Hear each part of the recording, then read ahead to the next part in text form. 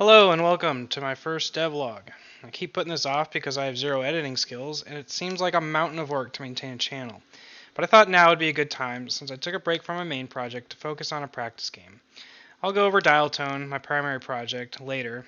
There's a ton to cover on it and a lot more work to be done as well. Recently, I discovered a game called Mazescape. It's pretty much the coolest concept ever. Essentially, there's a map-like configuration of a maze that you navigate through folding the different pages together to create routes. It's a lot harder than it looks, trust me. So I set off heavily inspired to create a version in Unity. First step was rotating the tiles. I created a rotator object in the middle of the map, and when the player uses the arrow keys, it twists and turns the game object at a set angle and then resets. So if the player hits the up arrow key, the tile will child themselves to the rotator, complete the rotation, then deparent off the rotator object. With some checks in place, always make sure the objects orient themselves perfectly, the system is now ready to be used. Each tile has a script attached to it to identify the ID of the tile along with the row and column the tile is positioned. Now when you add a player bean to the equation, you can section off the tile that the player is standing on to not rotate, whether it be the row or the column.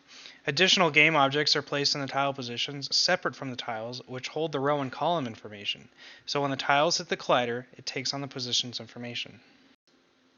Now that the map mechanics are down and the player movement's done, we need a maze. So with all these amazing tools on my computer, I sat down and I did it on a piece of paper. A 1x3 maze is what I came up with, each tile having only two sides. Now I need it in Unity. So I went over to the asset store and grabbed a low poly castle set and copy pasted my way to victory. After a few hours, I had this, the full maze on each side ready to be solved. It had a key for the door, which blocked the exit, and a scrappy UI that, did the job. As you can see, the problems were immediately apparent.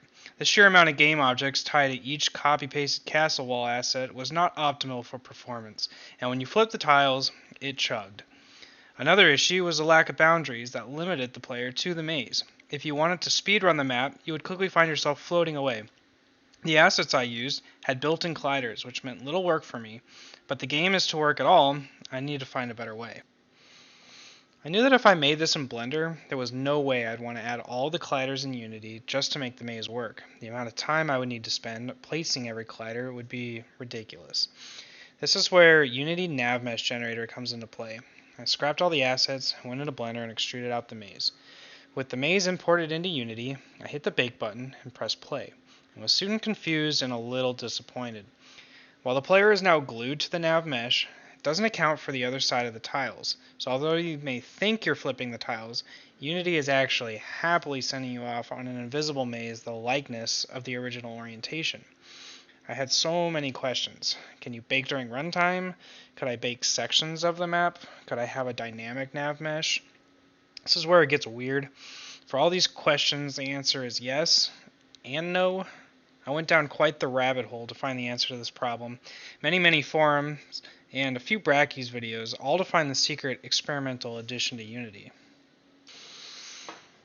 So to preference this, Unity does in fact have a built-in NavMesh API. Using unityeditor.ai, not engine, you can call build NavMesh, which, you guessed it, builds a NavMesh. This is very useful if your game generates a map procedurally instead of having a singular map.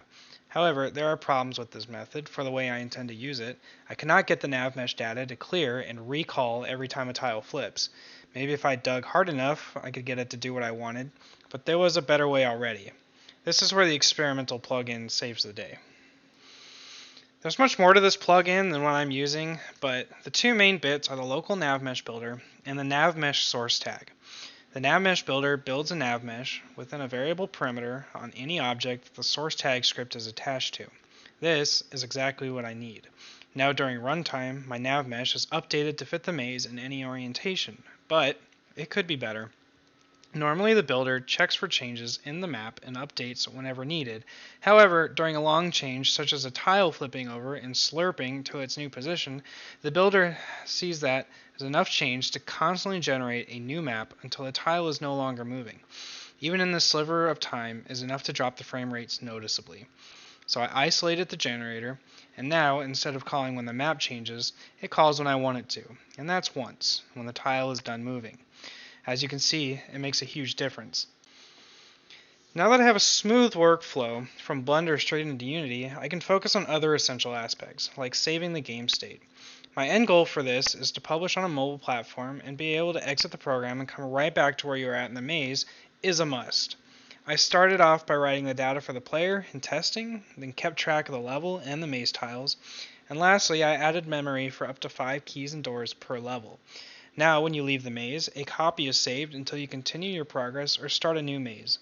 Later, when I have multiple levels, I'll be able to keep track of which levels have been completed, as well as add other player objects or characters to play as. And I'll end this devlog here. I've completed the functional aspects of the game, leaving the finishing touches for another video.